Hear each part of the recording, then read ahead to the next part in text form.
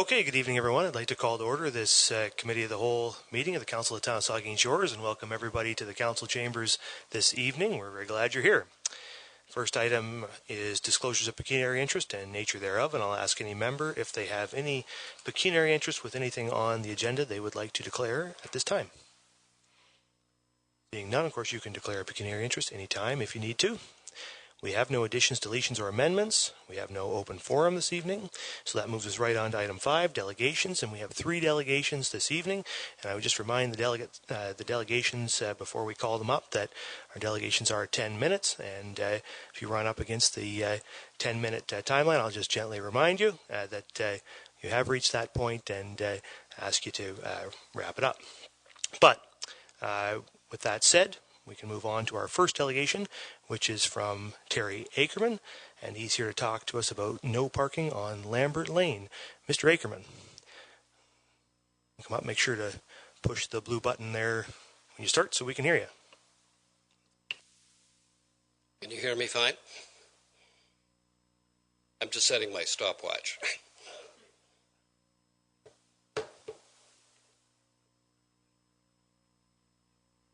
Good evening, Mayor, Councillors, town staff.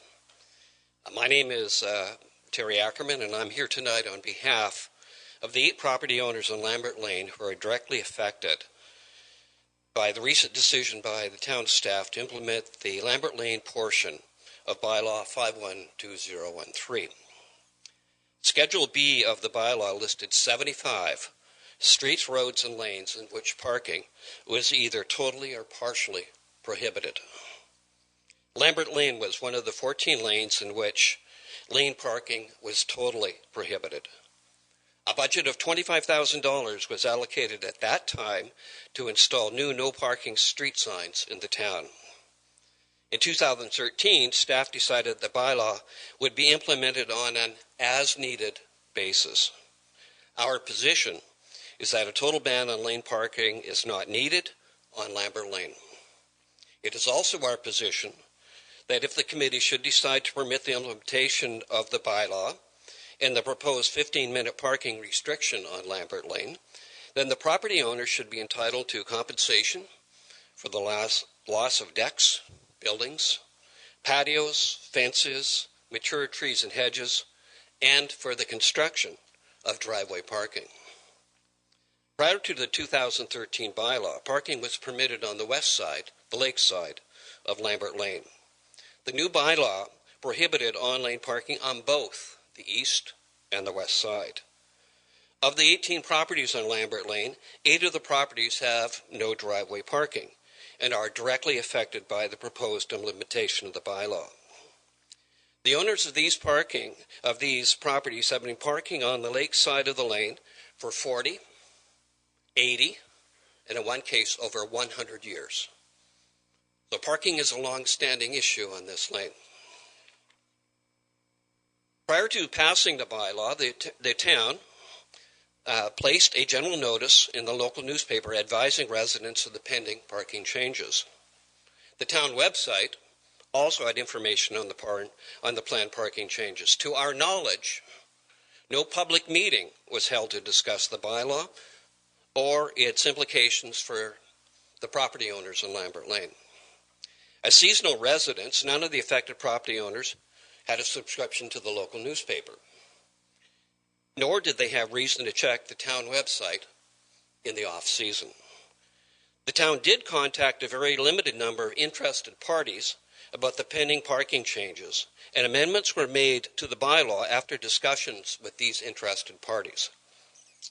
None of the directly affected Lambert Lane property owners was considered to be an interested party. Even though these property owners stood to see their respective property values decline by $50,000 to $75,000 per property, lose access to parking in front of their property, as I said, up to 100 years worth of parking, and face the proposal or the prospect of tearing down buildings, sheds, trees, garages, patios, in order to spend additional thousands of dollars to put in driveway parking. None of the Lambert Lane owner's property were ever advised of any public meeting to discuss the potential effect of the bylaw on their respective properties. Had such a notice been sent out to the property owners and taxpayers on Lambert Lane, then it is certain that a response to the proposed bylaw would have been promptly forthcoming. It would not have escaped the attention of the property owners that the bylaw would have severe financial and quality of use implications for their respective properties. It should be noted that it was sheer happenstance that a Lambert Lane property owner observed town staff erecting no parking signs on the lakeside of the lane in the summer of 2018. Up until this time, no property owner on the lane was even aware of the bylaw.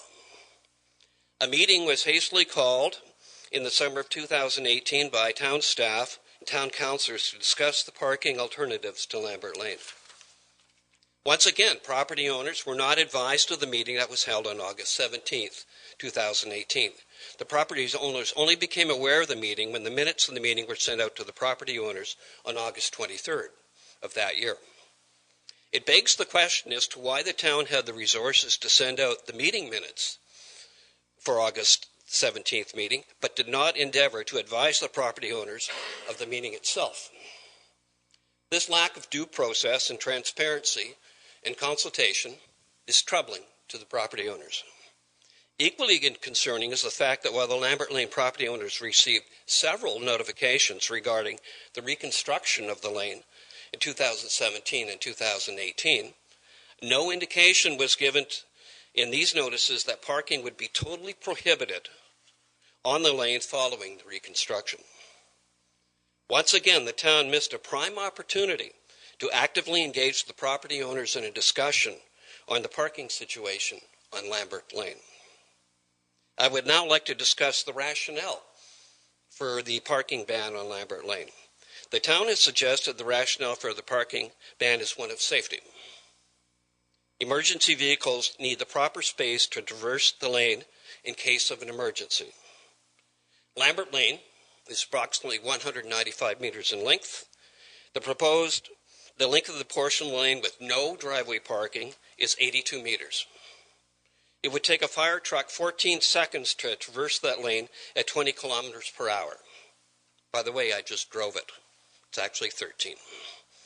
It would take 7 seconds at 40 kilometers per hour. The variance is 7 seconds. The paved width of the lane is 5.5 meters. This has not changed since the reconstruction. The road allowance is 6.1 meters. Our studies indicate that the total available clearance for the fire truck to transit the 82 meters of Lambert Lane without driveway parking is 1.1 meters. Total clearance available would increase by another 2.0 meters if the fire truck chose to drive on the grassy portion on the east side of Lambert Lane in an emergency. It has been my experience in working with emergency services that that is exactly what they would do. It is our contention that there is sufficient clearance for an emergency vehicle to readily transit the 82 meters of Lambert Lane that has no driveway parking. If safety of the town residents was the compelling reason for the parking prohibition on Lambert Lane, then why did the town wait 64 months before officially advising the property owners of the plan to prohibit parking on the lane? The only answer that has been proposed to the question is that no parking signs were not put up due to budget constraints. Given that the owners of these properties pay taxes that range from 108% to 203% higher than the average residential taxes in the town, and only use the town services on a seasonal basis, it may strain incredulity that the town could not find the funds in the operating budget to install the necessary signage over the past 64 months. It has not escaped the attention of the property owners that recently, in 2018, a fire hydrant was installed on Lambert Lane, is now being removed because it restricts access to the property at 221 Lambert Lane. One can only conclude that there has been a complete and total lack of due process, transparency, and consultation on the Lambert Lane parking issue. The town has proposed that 15 minutes parking This view is viewed by the affected property owners as being unreasonable, given that, have you ever tried to unload a van with children, 2 weeks' supplies in 15 minutes? Not very likely. It's probably not going to happen. The proposal does not address the issue of handicap parking, which will affect some of the residents. And the proposal would also not address the fact that several of the residents are aged and would have a great deal of difficulty unloading and moving their vehicles to a side street and getting back, walking several hundred meters. Parking on side streets was proposed. The proposal would, in effect, increase the traffic flow on Macaulay Street. And the proposal is to build driveway parking, which would cost tens of thousands of dollars. What we'd like to do in the remaining time, and I have 30 seconds, is make the following request of the committee for your consideration. Delay the implementation of the no parking in Lambert Lane provision of the bylaw, and delay consideration of the 15-minute parking restriction on Lambert Lane pending a review of the bylaw and its effects on the implementation on property values and the environment. Hold a public meeting between town staff and property owners of Lambert Lane to discuss parking options, preferably in a period of the year when the residents will actually be there. Request town staff to report on whether no parking signs have been posted on the other 13 lanes in the town since the adoption of the bylaw. Request town staff to undertake an engineering and environmental study of the impact of installing driveways on the affected property. And consider the appropriate compensation that can be provided to the affected property owners on Lambert Lane if the no parking prohibition and or the 15-minute parking restriction provision is enforced, and owners are forced to destroy existing infrastructure, mature trees, and site improvements in order to construct driveways. My final request is that your earnest and sincere consideration be given to the matters raised in this presentation, as there may be material, financial, and environmental consequences for both property owners and the town should the committee adopt a no parking or 15-minute parking restriction. Thank you very much, and I apologize for going 1 minute and 17 seconds over. That's all right. Thank you, Mr. Ackerman. I would just remind the committee that on February 25th, the committee deferred a decision on this matter with some suggestions to the administration to consider revisions to that, and that is the administration is currently working on that, and we're awaiting that item to return to the committee of the whole for further consideration when the administration is ready to present it. So that's just for information and clarity. Are there any questions or comments for Mr. Ackerman? Thank you, sir. That moves us then on to our second delegation, which is from Stelina Williams, and she's here to talk to us about the Nuclear Economic Development and Innovation Initiative. Stelina. Thank you. So I come here today to provide both an update and an overview on the Nuclear Economic Development and Innovation Initiative, an update for returning members of Council, and an overview and background for new members, and also do a bit of an outlook on 2019. The Economic Development and Innovation Initiative is a partnership between Bruce Power and Bruce County. It was launched in 2016, really in recognition of Bruce Power's multi-billion-dollar, multi-year life extension program, recognizing that there was an opportunity to help ensure that more investment and more opportunities were happening locally with so much being invested in the plants. Let's make sure that more of that was happening in the region, really to create long-term sustainability and growth for the area. So the partnership established my position, and we also created a Nuclear Industry Regional Advisory Committee to really engage Bruce, Grey, and Huron counties, who are all considered kind of the host communities for Bruce Power, in really advancing and developing the partnership. So our first step was developing a nuclear industry investment strategy. So I'm just going to briefly talk today about the 3 goals in the strategy and where we're at and where we're going. The first goal in the strategy was to expand the regional supply chain network to support Bruce Power's long-term needs. The second one was to enhance regional training and employment opportunities. And this really came out of the idea that with all this growth in the supply chain and in Bruce Power, let's make sure that our local residents, whether it's youth or underemployed workers, could really benefit from the economic upswing. And then the third goal was about supporting and promoting community investment readiness. The reason a partnership between Bruce Power and Bruce County was so important, or between the public and private sectors, there's a recognition that, Bruce Power can help to support bringing suppliers here, but in the long term, it's really up to the communities to help to keep them here and to help them grow. So in terms of my role for goal number one, it's really working with suppliers to help to navigate the region and understand the opportunities for location in particular, establishing a bit of a one-window approach to suppliers who are looking to establish a local presence, monitor their progress, track their progress, do outreach to suppliers that maybe aren't here yet, and really provide some ongoing support, helping them to connect with the municipalities or different resources in the area. In terms of regional support, again, recognizing it was a partnership between two parties, but the entire region is really about the entire region and all of the municipalities. Really having the communities connect their local suppliers with local employment agencies to help to fill positions, providing resources to them to help attract and retain new employees. Engaging them in regional forums and events, providing information on local sub-suppliers to help them to become more a part of the local supply chain, and providing information and resources on different maybe community engagement or sponsorship opportunities. I think that it's important not only for the suppliers to come here, but they also want to show that they support the communities that they're located in.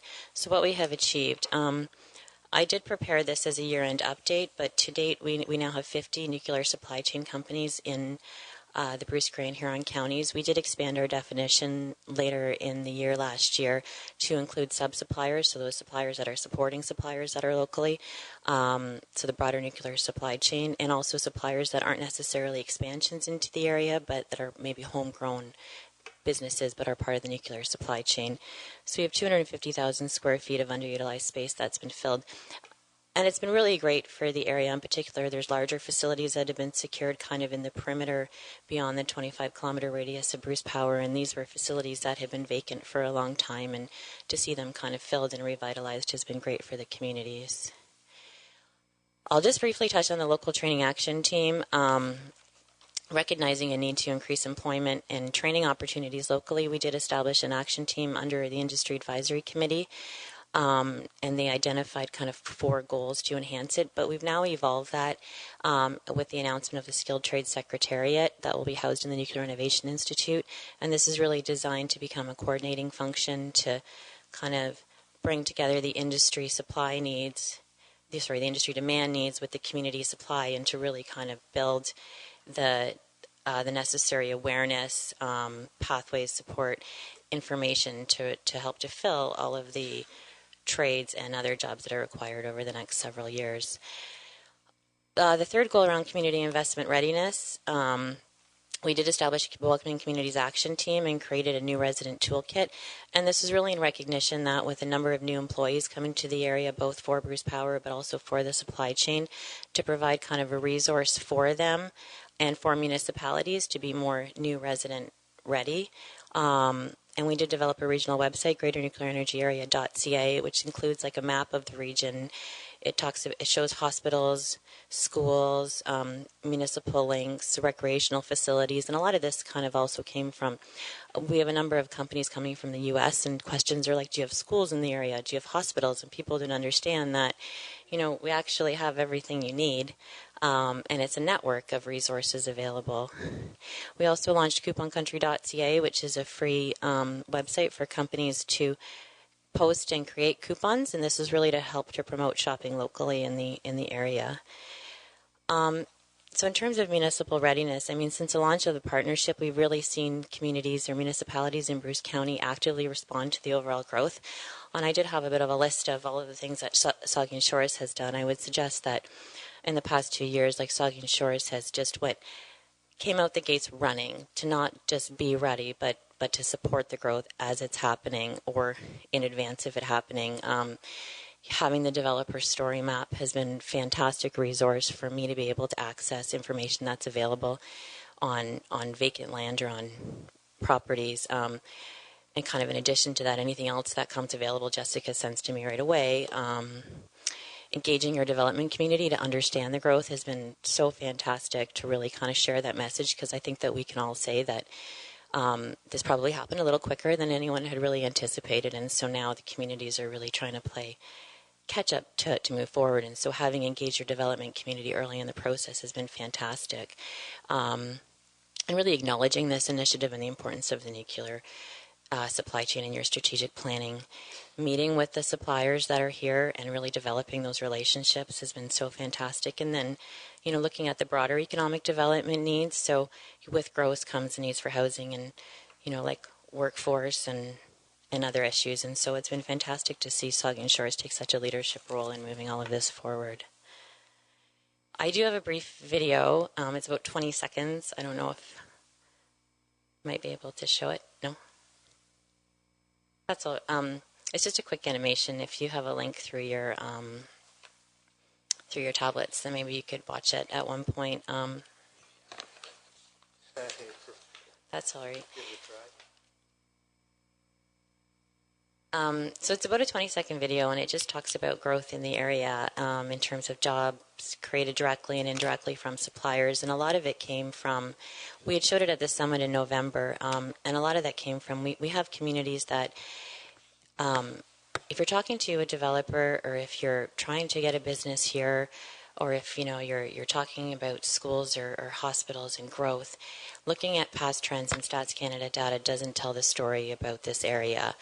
And so really having that information available to say, we are growing, this is real, and this is kind of what's happening. So it was a very brief snapshot of it, but it's an important story that we're all really starting to tell very well. So looking ahead, so it has been a changing landscape since 2016. As I said, the majority of municipalities really have a dedicated economic resource now to support this initiative and ongoing growth in the area. Like we have strong working relationships with all the municipalities. Information is flowing positively. It's flowing quickly. We have the Organization of Canadian Nuclear Industries that has a local representative in the area. They have 240 members from the nuclear supply chain, and they're working actively to support this region and the local suppliers as well. The majority of Bruce Power's major suppliers have a presence here. I would suggest kind of looking ahead in 2019, there's two areas of focus. One is a focus on sub-suppliers, whether it's supporting the expansion of the suppliers into the area, or growing a stronger relationship between suppliers and local existing companies that can feed into the supply chain. And then the second is growth in the suppliers that are here. I would suggest that many of them came securing smaller presences. They weren't really sure exactly what their needs would be. And for a lot of them, their needs are now growing, and their local footprint and their local requirements are growing. So we'll start to see an expansion of the suppliers that are here, whether it's multiple locations or one larger location. And then with the announcement of the Nuclear Innovation Institute, we'll see an opportunity for engaging municipalities, industry partners, education institutes, and really attracting the growth and existence of new innovative companies in the area and to the area. Lastly, in terms of regional engagement, we are relaunching our Nuclear Industry Regional Advisory Committee with the refreshed terms of reference and mandate. It's now called the Regional Liaison Committee, and I know, as usual, Saugeen Shores is on top of it, and you've already named your 2 members, so that's fantastic. And we do plan to have our first meeting on May 3rd, and I'll leave it at that. Thank you very much, Delina. Questions or comments from members of the committee? Councillor Grace. Thank you, Mr. Mayor. Stelina, I just wanted to say this website is great. Oh, thank you. I went through it and should be really helpful for new residents. Thank you. And supportive of businesses. Thanks. Other questions or comments from members? this has just been a really successful. I mean, we every time we talk about it, we talk about how successful it has been, but you can never say that too much. It's just been such a successful venture between the county and I know the town of Saugeen Shores, and we have our staff in the room too who've worked closely with you on that, on all of this, and making sure that we really have done our best to grab the brass ring of this opportunity that is in front of us. And also, it's great, we have all of these new businesses in Saugeen Shores, and we consider them Saugeen Shores businesses, these nuclear suppliers. And we think about a great example, Hatch. Has been a really outstanding member of our business community, giving back in countless ways to our community and others as well. And so we're really excited to have them here and also to advocate for them. I'm very excited to see as we go forward to see Bruce Power doing more business with those nuclear suppliers and doing contracts with them and really bolstering their presence in our community, because we're really strong advocates for them. So that's good. And also, I think the other thing, as we talk about readiness for this, for what's going to come next, more expansions. We have more expansions in the works. More of these companies are going to get bigger. Starting to talk about how that relates to some of the other issues we're facing. We just did this seminar last week about labor shortage. We've got affordable housing issues and things. I think we, as we have this discussion going forward, incorporating those things into our discussion and about how we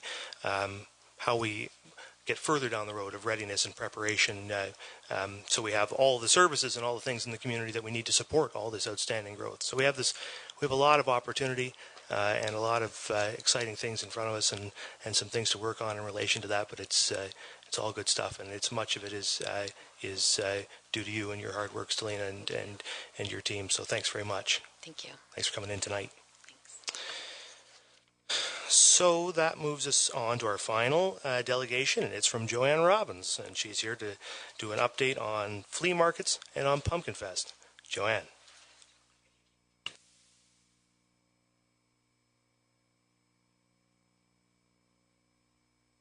Hey, Joanne, make sure to turn your mic on so we can hear you there. Thank you for having me this evening, councillors, Mr. Mayor, press, and residents. I have timed this at 11 minutes, so I'm going to rush through some things. Some things you're very aware of if you read the newspapers at all, so we should be fine. I have a few things to go through tonight. I want to give you a recap on the 2018 festival, talk a little bit about the 2019 festival, and then we get into the beach flea market and the resource center. So firstly, I want to congratulate our newly elected council. I have not been here to see you all since you've taken your chairs, and kudos to you for committing to 4 years of steering this great municipality in this time of growth. So kudos. I wanted to talk about the town support that Pumpkin Fest enjoys and the value of that and your return on your investment. The town is listed as a gold sponsor, which is usually $5,000 or more. The last time we tried to work it out, I think Linda and I, it's closer to $10,000 with the like in kind, the staff time, police services, everything that we do. We certainly appreciate all that. And your return on investment is, of course, bringing home the hardware, the Festival Events Awards, putting us on the map, throwing a great party, and lastly, but not leastly, the economic impact that the festival enjoys and brings to downtown in a, there's my partners. This is Connie Barker, our vendor director, Dave Mencher, my vice chair, Pierre's here, he's our treasurer.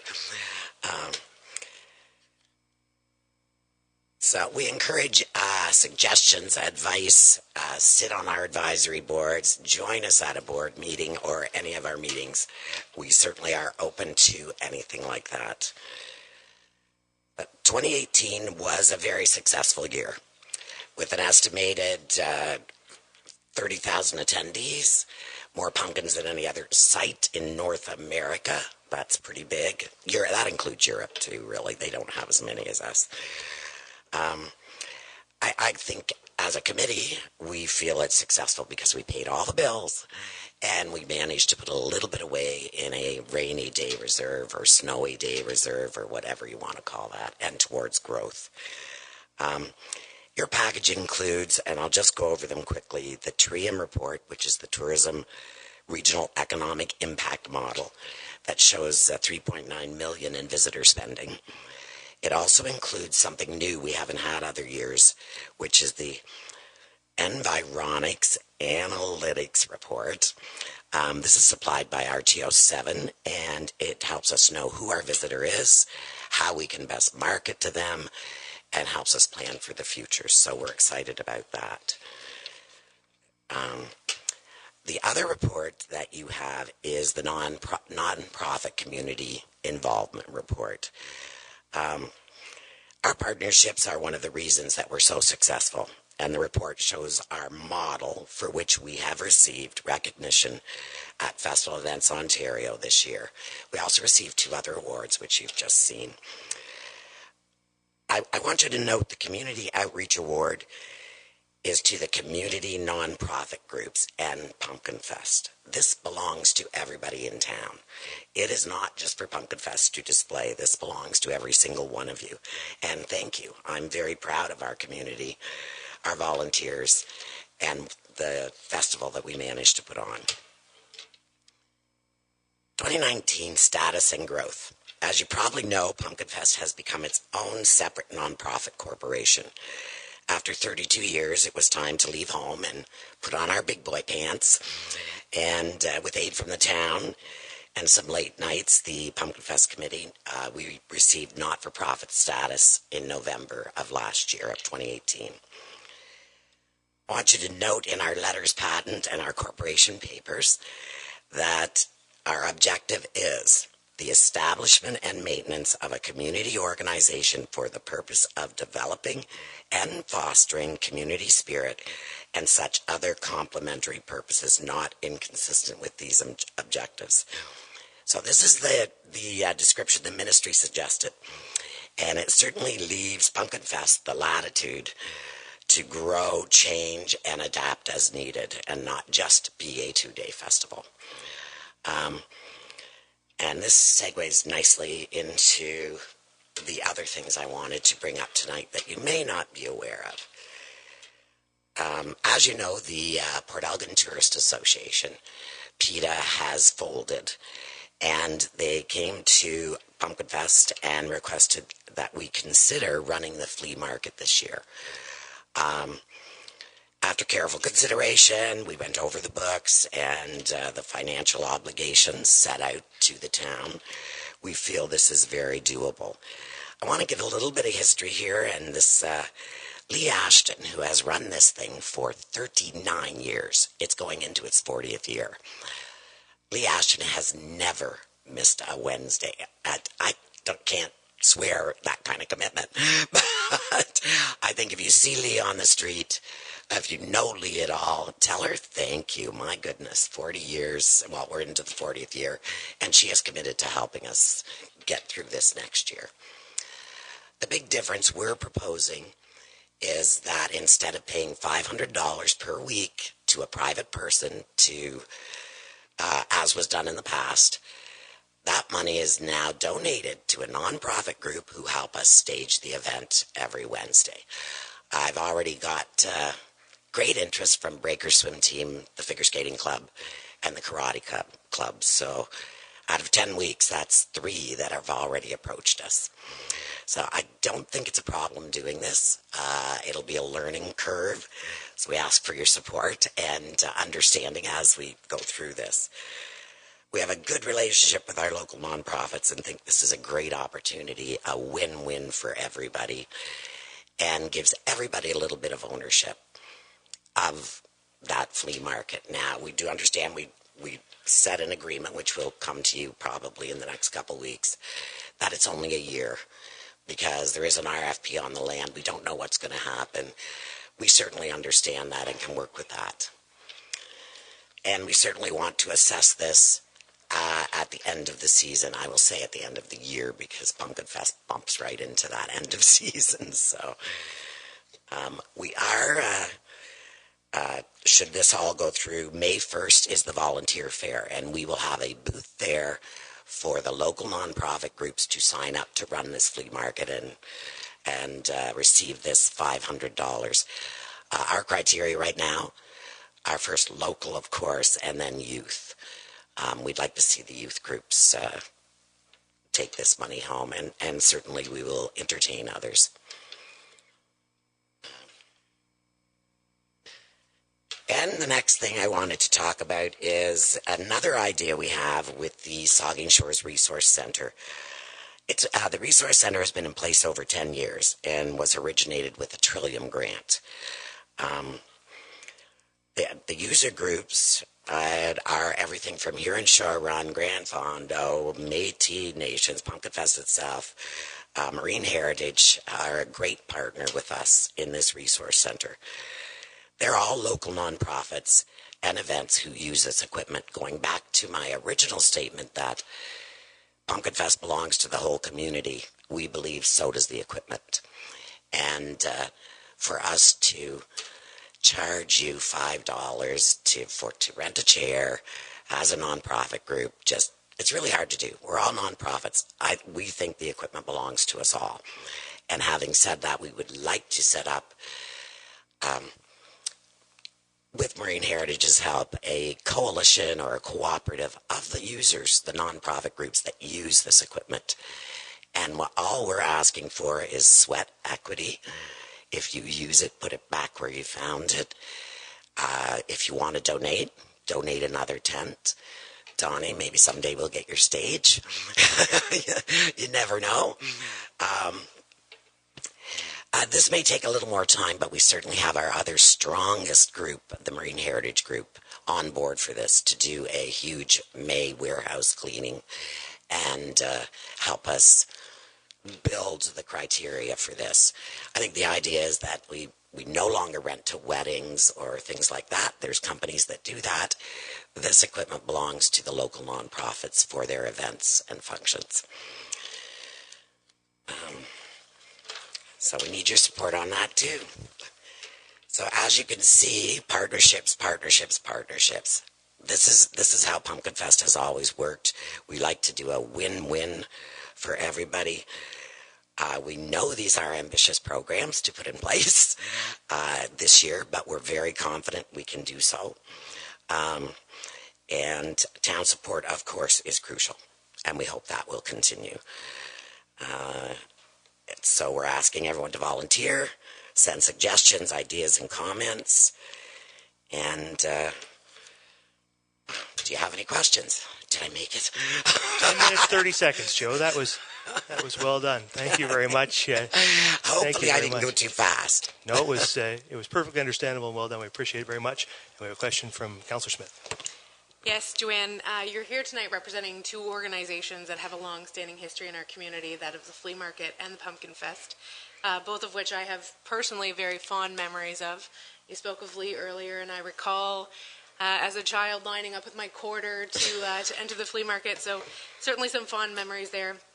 I just wanted to say I wholeheartedly appreciate your innovative ideas to bring forward fundraising opportunities for nonprofits. It's really appreciated in this community. And lastly, we recognize Lee's dedication to the flea market, but also the individuals that are here representing Pumpkin Fest have a long-standing history with that organization, and thank you for your efforts there as well. Thank you. Councillor Schreider. Thank you. Through you, Mr. Mayor. Just thanks to Joanne and everybody, Connie, who came here tonight as well, and just what you guys do. I think typically people come here and they ask for things. You summed it up with a partnership. You ask, but you're also showing this community that you're willing to give as well with partnerships through Flea Market and the Resource Center. And I remember when those things were established as well with the Resource Center. So I think it's great. I have a lot of history with this event as well, but you guys are branching out far more than just Pumpkin Fest as a 2-day event. So congratulations, and I definitely support this event. Thank you. The Vice Deputy Mayor. Thank you, Mr. Mayor, and I just wanted to echo the thoughts of Councillor Schreider and Smith, and and thank all the members of the Pumpkin Fest Committee, Joanne. I know you worked very hard on this event, and it wasn't that many years ago when Pierre Denini was here and some board members and talked about a line of credit. There was a bit of an off year one year, I think, and they come back and the council committed some funds, and in year one it was paid back. I don't think it was even used, actually. And, I think that's just a credit to the hard work you people put into this event. And I remember back, and again, it was Pierre who talked about moving the event down to the downtown area, and I went, I don't know, I think that's a smart idea or not, and how well has that worked, That's so it's awesome. Really, it's just turned out fabulous, and each time I go down there with my wife and grandkids, and, just have a wonderful time. So I just wanted to thank you for all your good work, Pierre and chair of the committee, and Connie, and everyone on the committee for a fabulous job. Joanne, I did have one question, the TRIUM report with the Ministry of Tourism Recreation. That's a really good report, and is it a report that's paid for in its entirety by the ministry, or do you have to pay for that report?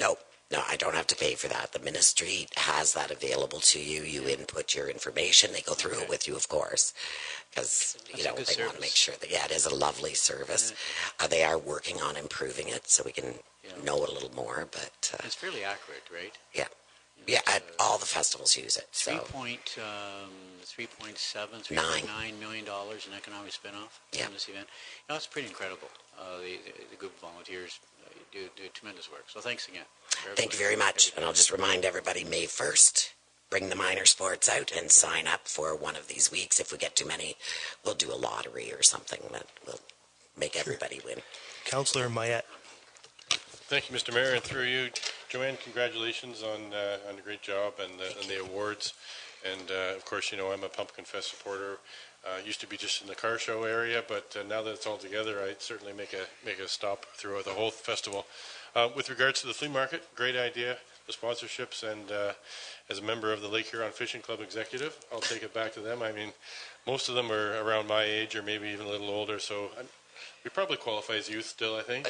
Depending, sure, certainly, certainly. Good answer. So we'll be. I'm going to try and get them to sign up for a day too. If we can support the flea market, that'd be great. Perfect. Just one comment. You were mentioning the downtown that I forgot to mention. That a spin-off we didn't expect is that the site is so much more accessible now than it used to be, and that spin-off has been fantastic. It's not one we even thought of, and yet has been brought to my attention over and over again, that now we can get to it. Isn't that wonderful? So I think, less muddy and the wheelchairs can get around.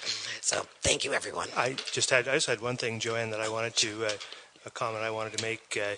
It's really exciting to see, beyond just Pumpkin Fest, the growth of this concept of events management, right? Expanding it out into more, looking at events across the municipality. The future of tourism marketing really is events, right? It's not advertising so much as having a great product. People will find out about a great product. You don't have to do much to advertise it. If it's great, they're going to come. They're going to find it. And so my view has been that we really need that special events team to work on being able to support more special events across the community, and that's exactly what you're proposing here with the resource center, and you're branching out into the flea market to give it a shot in that regard, and Pumpkin Fest, of course. But one thing I would say, and I suspect the plan is already to have you guys involved in our work with RTO7.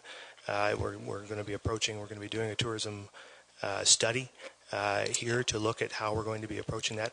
It would be great. I really feel like that special events piece that really is your specialty, Connie, Joanne, that is going to be such a critical component of that, and really should be highlighted as part of that discussion, and you should be at that table and part of that discussion. So I'm keen to see you do that, and I hope we can do a lot more with this in the years to come. So thanks very much for your presentation. Thanks for coming in, and have a good night. So that moves us then on to, we have no public meetings, report of municipal officers and committees, and item 7.3, infrastructure and development. We have 3 infrastructure and development reports. And the first is a staff report on Site Plan Control Agreement 1817955 Ontario Limited Powerlink, and the Director of Infrastructure and Development has a report. And thank you, and through you, Mr. Mayor. The power link is at the corner of Mary Street and Goddard Street. Phase 1 will consist of the commercial space. The rest of the development will be for residential.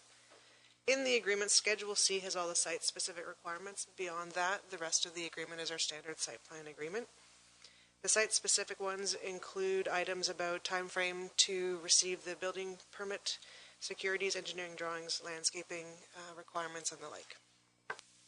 Thank you. I'll read the recommendation, then we can take questions or comments. It's recommended that Council pass a bylaw to authorize a site plan agreement with 1817955 Ontario Limited, and that Council authorize the Director, Infrastructure and Development Services to approve subsequent site plans associated with the subject lands, provided the site plans are in general conformity with the overall site plan, the town's design guidelines, and compliant with the town's zoning bylaw. Questions or comments from committee members? I don't see any. All in favor? That's carried. Takes us on to the second report, staff report, site plan control agreement, JRAD Investments Incorporated. Wendy's the director. So through you, Mr. Mayor, again, at the south end of Port Elgin, between Boston Pizza and the Circle K, we are looking at advancing a new Wendy's store. Last week, the Wendy's received a minor variance from the Committee of Adjustment for landscaping and front yard setback.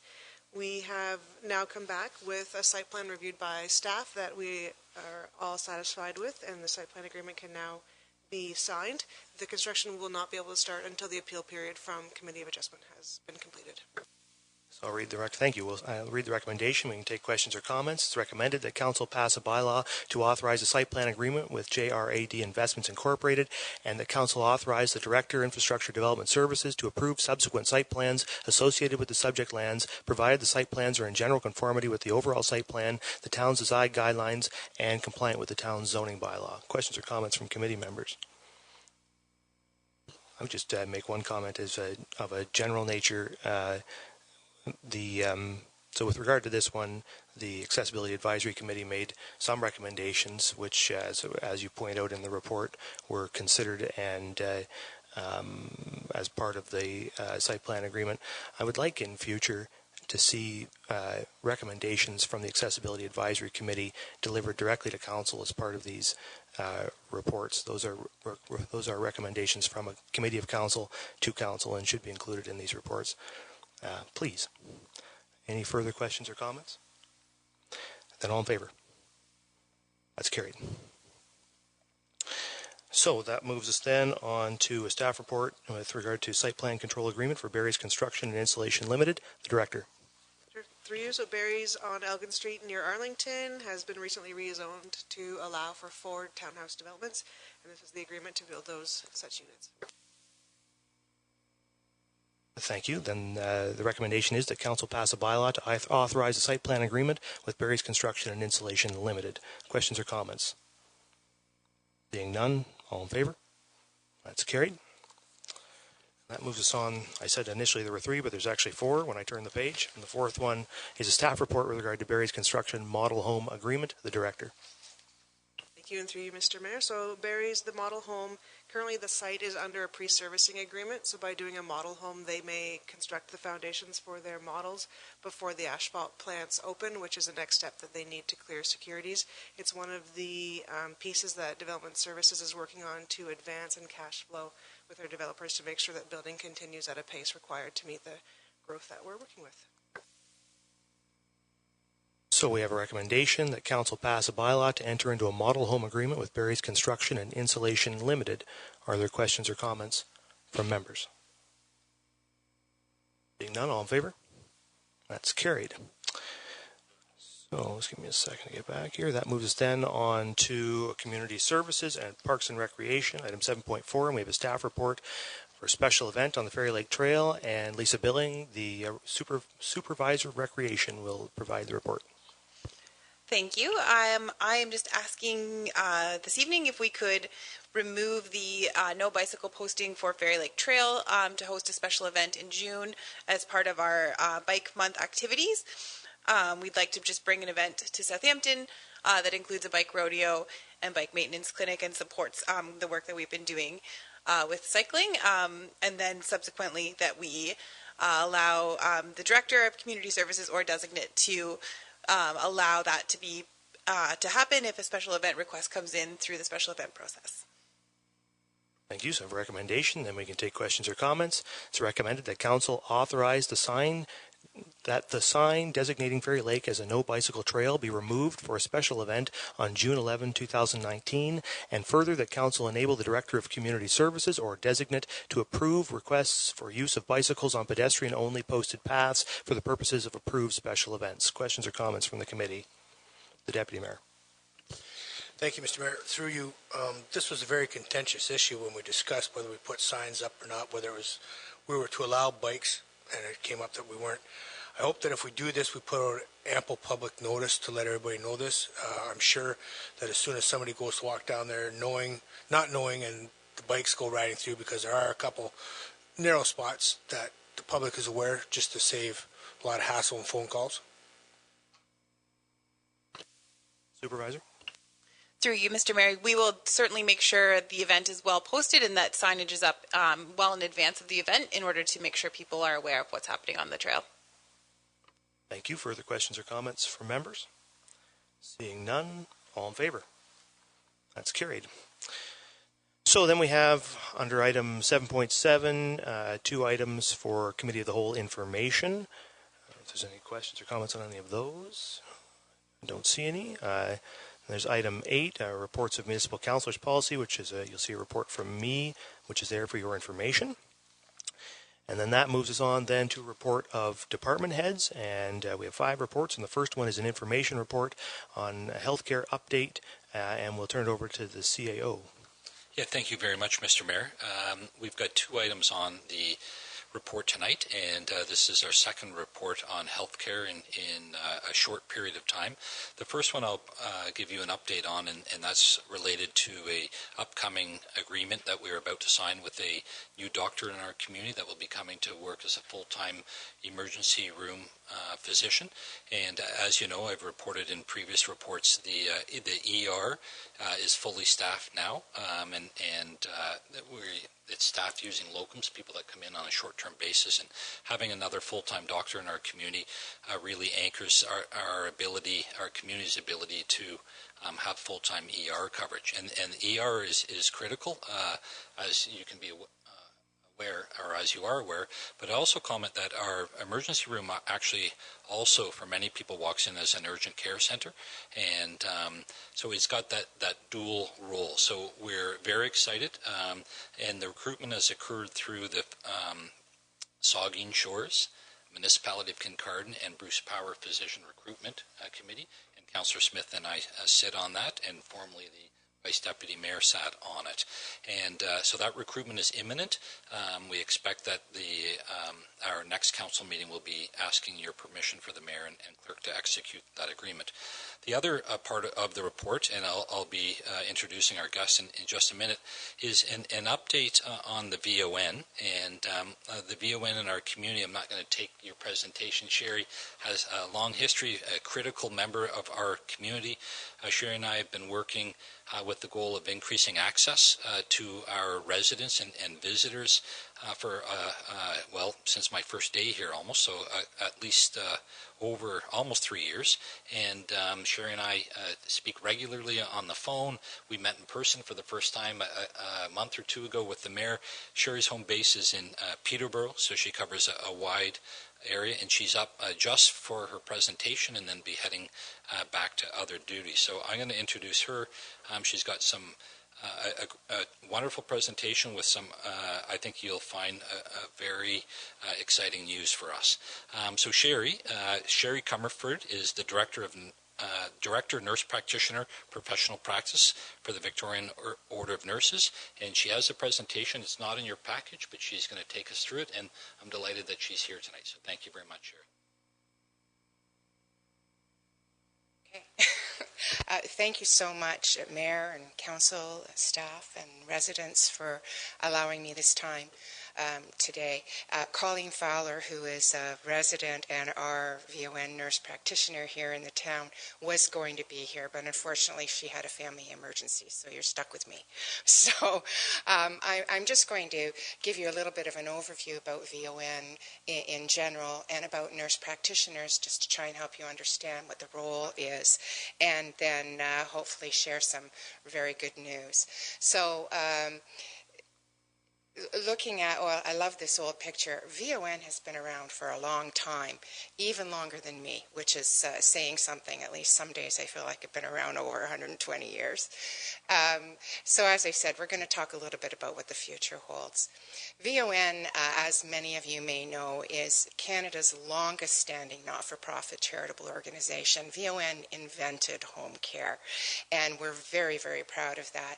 We do so much more, though, not just the visiting nursing that people of a certain age remember, the nurses dressed in the navy blue and visiting homes, but we have community support services. We have primary health care clinics now staffed by nurse practitioners, so a wide array of things that are offered. And as I said, we've been around for over 120 years. It was founded in 1897, opened in 1898 in Ottawa, Montreal, Toronto, Halifax, Kingston, Regina, and Vancouver. And you can imagine what it must have been like in Vancouver and Regina back then. Very much pioneer perspective. This is one of my favorite things about VON history. I used to live in the Yukon, and I actually lived in Dawson City, where the gold rush happened and is still going on, believe it or not. The first nurses there were VON nurses who had to tromp over the mountains. And I like this story because it really speaks to what VON means still. Innovation, tenacity, and courage to bring remarkable, comprehensive health care to people. And this is just a little bit of all the different programs that we do. So I'm going to just switch gears a little bit and talk about the NP scope. And it's fascinating to me. Not only am I the director, I'm also a nurse practitioner. And probably still on a regular basis, I have people confuse nurse practitioners with RPNs.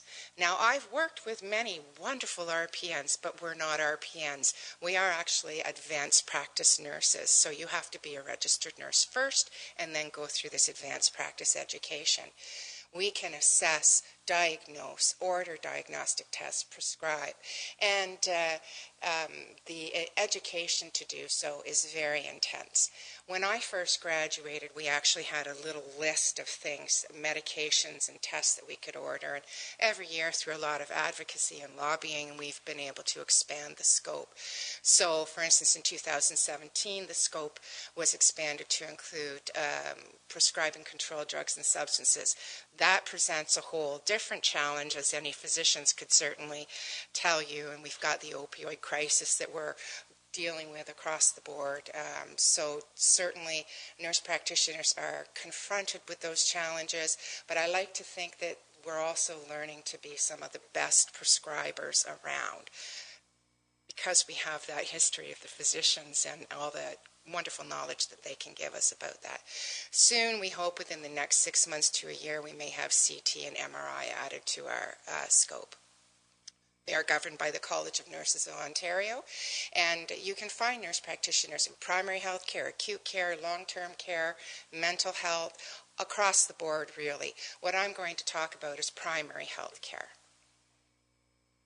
So there are a number of models. You may or may not have heard of those. Of course, there's the family health teams, networks, organizations, whichever. And I think it's family health teams here in Saugeen Shores. David, am I correct? It's a team, right? So those were funded by the Ministry of Health, with physicians basically leading that model.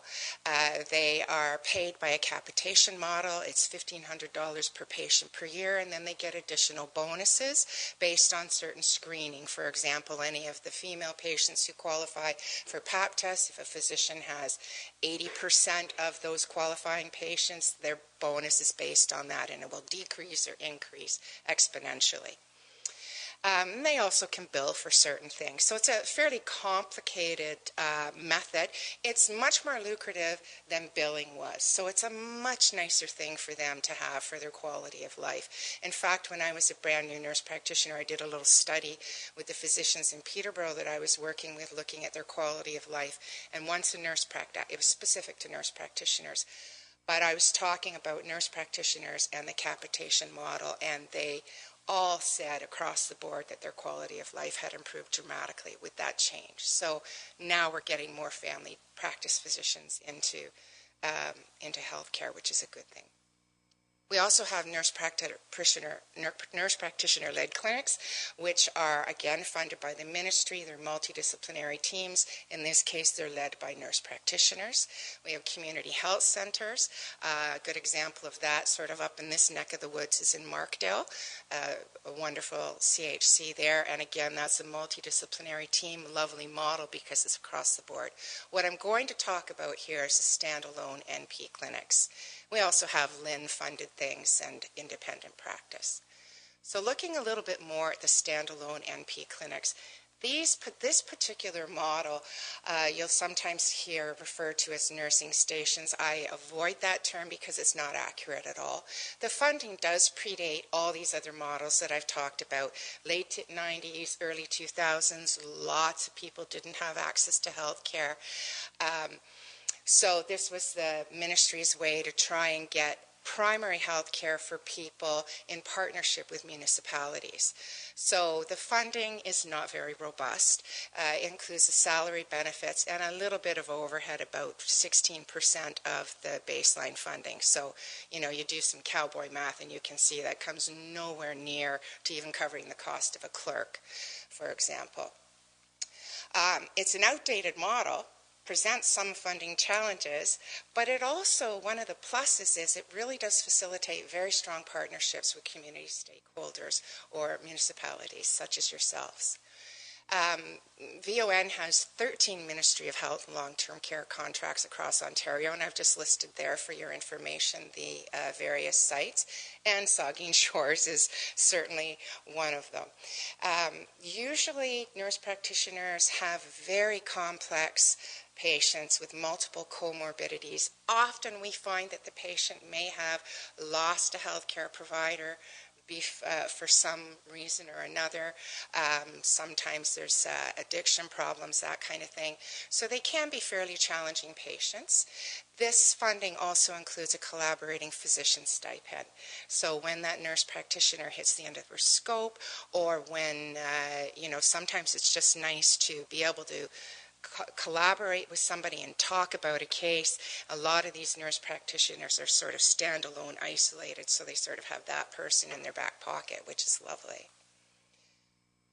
So our VON models across the province provide care to about 13,500 Ontarians, over 40,000 primary health care visits last year. And, of course, our wonderful Colleen Fowler. She's currently located in the Southampton Clinic. She has provided comprehensive primary health care across the lifespan, and some of you may know her. She's well respected and valued in the community. I believe she told me she's been here since 2007. And I did this slide by memory, thinking she had about 650 patients. And David, when we were talking over the time, that's been a fairly accurate number. But in talking to Colleen today, she pointed out that she has taken on quite a few new ones over the past year. So the ministry bounces around this magic number of 800 patients per nurse practitioner. It's not particularly evidence-based, but it's a number. So it's sort of a target. Many of the VON nurse practitioners have more than that. Many of the nurse practitioner-led clinic nurse practitioners have far less. So, you know, I don't know. Why? Who knows? Colleen's patients, as I said, are very complex. She also does outreach twice a month to 2 local retirement residences. And she told me today that over the past few weeks, she's had to be there almost every day, either before or after work for a couple of palliative cases. So a very dedicated nurse practitioner. Some of the challenges, we need to move Colleen to a site where she will be more independent. I just wanted to touch on personal health information. We hear a lot about confidentiality and that kind of thing in the news. And part of the challenge is that because these are VON patients, we need to have some level of control over the charts and the documentation. We don't currently have that because she is sharing an electronic medical record and not using ours, so that certainly needs to change. And we also require more space for the potential second nurse practitioner, and that's just a little tease for what I'm going to talk about in just a moment. We have been looking for a new site for over a year, but so far no luck, although we have some very hopeful things on the horizon. So steps thus far, David mentioned, David and I have met regularly, and I did meet with himself and the mayor recently. I have approached the Ministry of Health, so these contracts that I've talked about, there were a couple of dormant ones for one reason or another. We're laying there. The ministry still budgets for it every year, but if they're not filled, they don't send the money anywhere. And VON happens to have one of these. And I mentioned it to David, and David right away said, oh my gosh, that would be fantastic. So I now have permission from the Ministry of Health to revive that dormant contract. The challenge is, of course, I need a place to put the nurse practitioner. And as you know, the municipality of Saugeen Shores has been very, very generous in supporting Colleen, not just financially, but certainly that's a great benefit, and that's something we need to look at as well for the second position. So think, if you will, for a moment, what that might mean to the community. So looking at the future, if we bring that second nurse practitioner to Saugeen Shores, that then allows for a further 800 patients being registered, or maybe a hybrid where we may provide urgent care services for transient residents and have each nurse practitioner have maybe 600 patients and have daily appointments for urgent care to divert people from your very busy emerge department. So David and I are working on finalizing a partnership agreement to that end. So any questions or comments? Thank you very much, Sherry. Really appreciate that presentation. And we have a question from the Vice Deputy Mayor. Oh, just a question and a comment, Sherry. This is nothing short of fabulous news for our community. And when I hear about a second nurse practitioner potentially setting up shop in Saugeen Shores, thanks for choosing us, and thank you, David, for all your good work on this. I know I've kept up to date on this in the last year. I was on the physician recruitment team for 4 years, and this is just incredibly exciting news. And we take a look at our orphan patient list of 400, 450, 500, whatever the number is now, and thoughts of potentially eliminating that orphan patient list, or coming close to it, is really exciting for Saugeen Shores. So the fact that you're wanting to set up a second station, we don't like to use that nurse's station, but spot here in Saugeen Shores is really amazing. The nurse practitioner, the question of the nurse practitioner position over the years has been in the Southampton Medical. Is it the patients when they're rostered? Do they have, clarify for me, do they have to roster under a family physician or not, or is it strictly rostered through VON, sets up the office, and they accept their patients, and are the patients taken off of the Healthcare Connect list, or how do patients come about getting rostered onto a nurse practitioner's roster? That's a very good question, and like so many questions in healthcare, not a simple answer.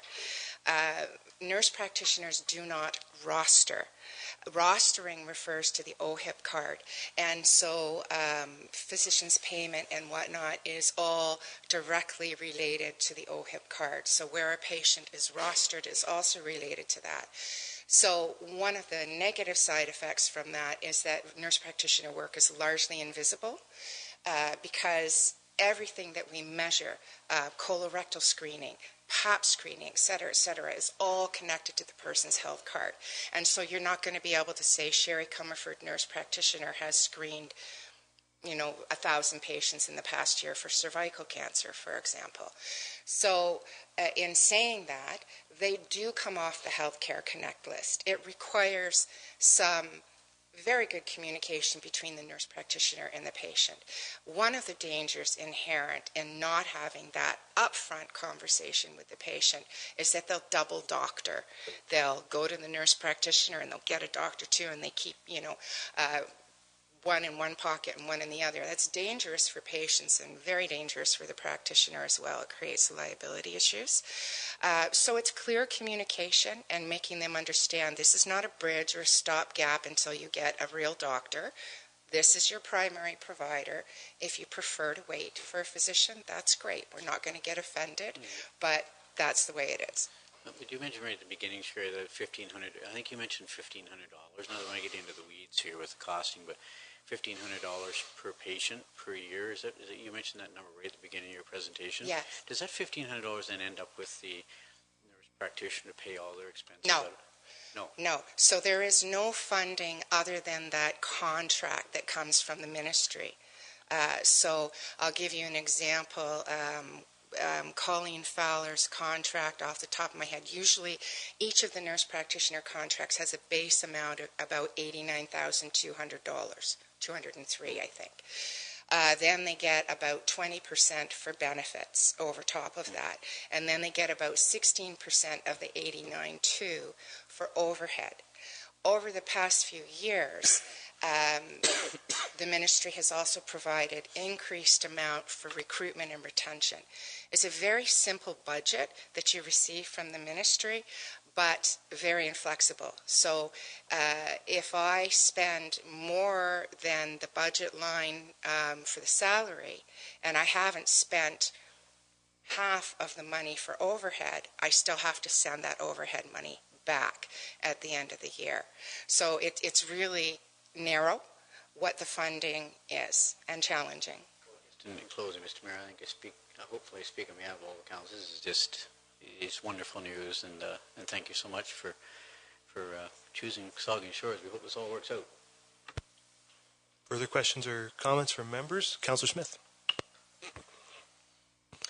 Thank you, Mayor. And through you, it was mentioned, I believe, that the Healthcare Connect orphan patient list is currently sitting around 450, but there's also been estimates stating that there are over 1,000 individuals in our community who currently have doctors in other communities and potentially utilize the emergency room for their healthcare needs, particularly in the winter months.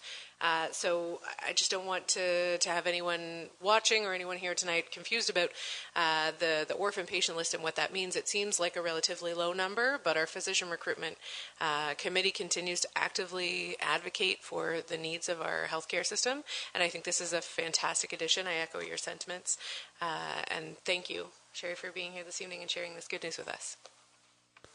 Thank you. Further questions or comments?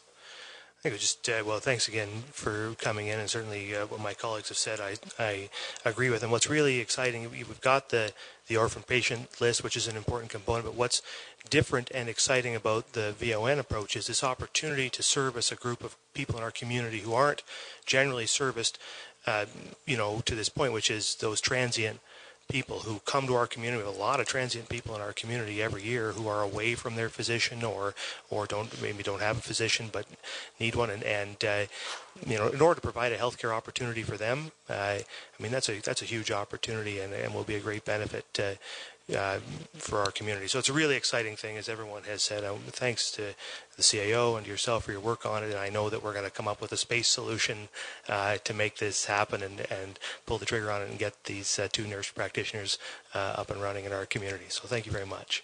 Thank you. Thank you again. All right.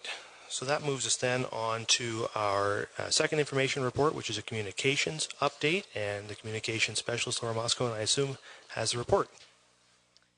Thank you, and through you, Mr. Mayor. I just wanted to give Council a quick update on what we've been working on recently.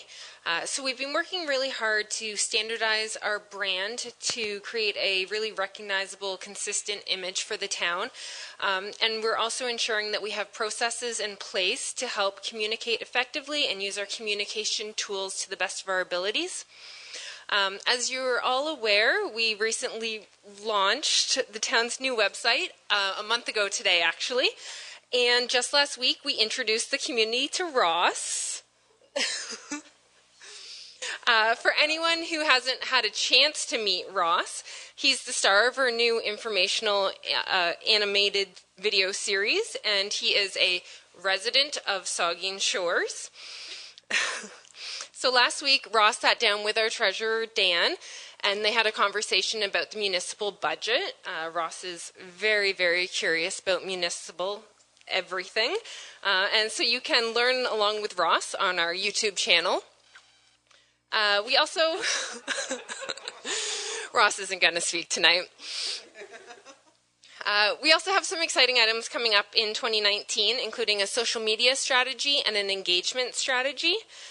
Created in consultation with our stakeholders, the engagement strategy will help us learn about the community's expectations for engagement and create a roadmap for how and when we engage with the community. Both of these strategies will help us improve our direct two-way communication with the community and our stakeholders. We also have some great training planned for staff, including some social media and media training, and we are working on advancing some of the remaining tactics from the communication strategy. And of course, Ross has developed a very strong interest in the municipal world, so I expect we'll hear a bit more from him in the future. I'm very excited to continue with the work plan for 2019, and I'm happy to answer any questions that you have. Thank you, Laura. Questions from members? The Deputy Mayor. Thank you, Mr. Mayor. Through you, I'd like to congratulate Laura and the rest of the Communications Department on the excellent job you've done on bringing Saugeen Shores Council, municipal office to the people of Saugeen Shores and beyond. Ross himself, in the education world, we have several videos that deal with different curriculum ideas, and they use the same idea as Ross, and it gets the point across to the students so well. And your first video was excellent, so I just want to say thank you. Keep it up. I look forward to all the stuff that you're going to do, and if there's anything you need from council, please let us know. Thank you. Further questions or comments? You know what I think? I think that Ross is very interested in municipal government, the town of Saugeen Shores. I think the first thing you should do when you want to learn about the council of the town of Saugeen Shores is meet the council of the town of Saugeen Shores. So I think we should all stretch our legs here. We should get up and we should have our picture with Ross. What do you think?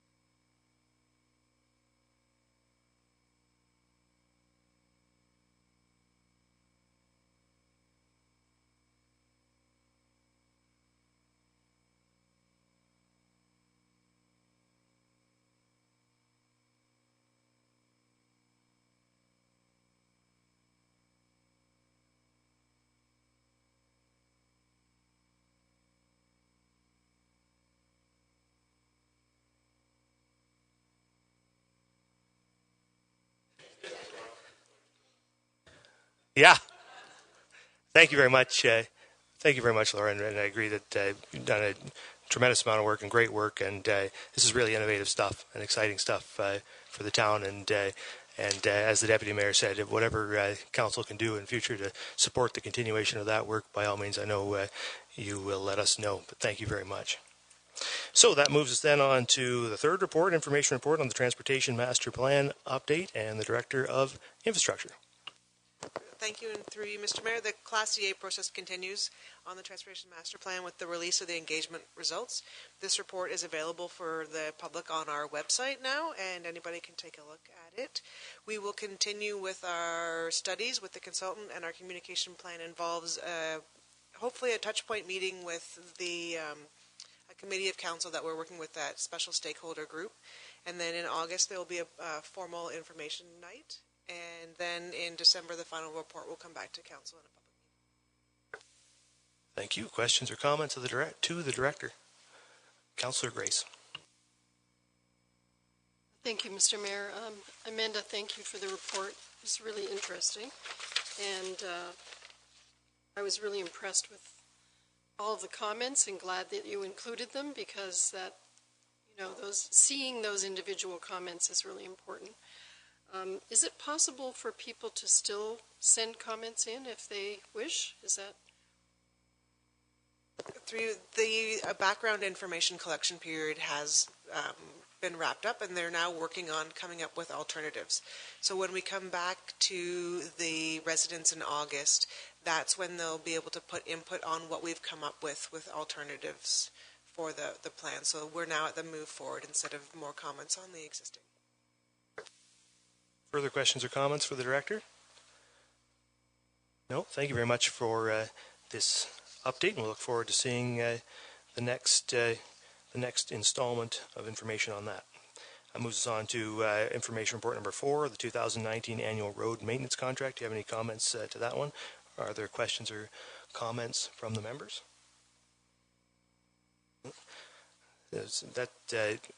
One important thing to note, is sort of a sideline, but the CAO pointed out to me earlier, now that we're through these first 4 information reports, that we noticed today, I think this is the first time I've ever noticed that there are today more women in the room with responsibility for operating this organization than there are men. I think that's the first time I've ever noted that. So that's a great milestone for the town of Saugeen Shores, and one that should not pass by without some acknowledgement. I think we have a great group of staff members in front of us, and we're very lucky to be in that position. Well, Ross, no, even with Ross, even if you include Ross. So that way. Anyway, there's one more information report on council remuneration, and I'll ask any members if they have questions or comments with regard to that report. Being none, then that is the end of the agenda, so I'll look for a motion to adjourn. Moved by Councillor Grace, seconded by Councillor Smith. All in favor? Oh, sorry, I apologize. Yeah, we haven't taken the vote yet, so we can go back. Announcements by members. The Deputy Mayor. Thank you, Mr. Mayor. Through you, hockey is winding down, but we have one big game coming up this Saturday. Our Pee Wee B team is in the All-Ontario Finals. It's tied at 2-2, so it's a winner-take-all game this Saturday at the Plex at 2:30. So if you're able to make it, come on down, pack the Plex, support our local kids, and you won't be disappointed. It's great hockey. You, the Vice Deputy Mayor. Thank you, Mr. Mayor. I attended the Saugeen Mobility monthly meeting in Walkerton last Friday, and I just, for the benefit of the public listening and members of the media, Saugeen Mobility is something, Mr. Mayor, that our committee meeting last Friday, we just wanted to try and continue to get the word out to people that service is available to members of the public. There's 2 criteria set down by the Ontario Ministry of Transportation. They follow criteria. Persons physically unable to climb 3 steps to board a conventional transit vehicle. Persons physically unable to walk 175 meters, 570 feet unaided. So it's a great service. It's fairly inexpensive. And we have a total of 330 residents of Saugeen Shores that make use of the Saugeen Mobility services. In February alone, there were 460 rides. And just to give you a couple more numbers, because they're healthy numbers. In 2017, there were 32,500 rides throughout Grey-Boost counties. There are 9 member municipalities. And in 2018, 36,000 rides, so we're up 10.8%. But it's just a note to the public that this is a good service, and some people are still not aware of Saugeen Mobility. And I've asked the executive director to come to a meeting in the next few months just to bring council up to date. But it's really a good news story of how well the service is being used, and we're just trying to do our best to get word out to increase the ridership, because it is a good service, and we want to continue to promote it. So, thank you. Thank you, Councillor Schreider. Councillor Smith. Yes, and through you, Mr. Mayor. Earlier this evening, Selena Williams spoke about the regional economic development, and I just wanted to pay kudos to a number of those suppliers, including some that have taken the initiatives to become members of our community. We have an employee of Promation who sits on the Port Elgin BIA, and I think it's important that we recognize those efforts as well. And secondly, if we could also thank staff, and I'm sure maybe others of you are looking to talk about this as well, but many members of council attended the labour shortage discussion last week, as well as members from our provincial and federal government. It was very well attended, and a tremendous amount of information was shared, and thank you to the staff who put that together and those that attended. Thank you. Councillor Rich. Councillor Grace. Thank you, Mr. Mayor. Last Thursday night, I attended the Lake Huron Coastal Conservation Centre, one of their speaker series that was at the Southampton Town Hall.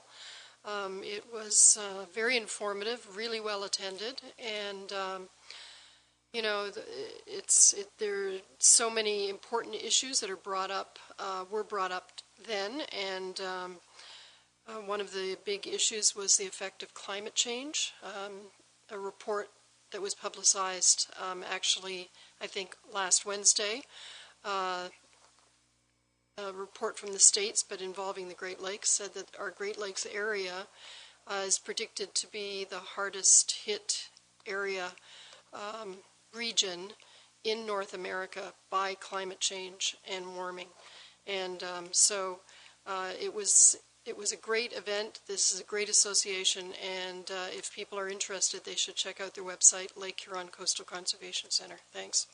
Thank you, Councillor Carr. Councillor Mayette. Thank you, Mr. Mayor.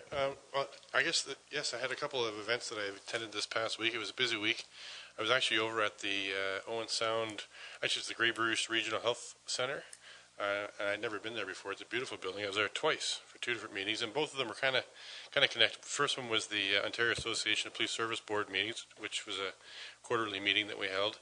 And some of the topic we touched on there, actually, it was coinciding with the meeting that we had on Friday there, which was the Healthy Communities Partnership, which I attended on your behalf, Mr. Mayor.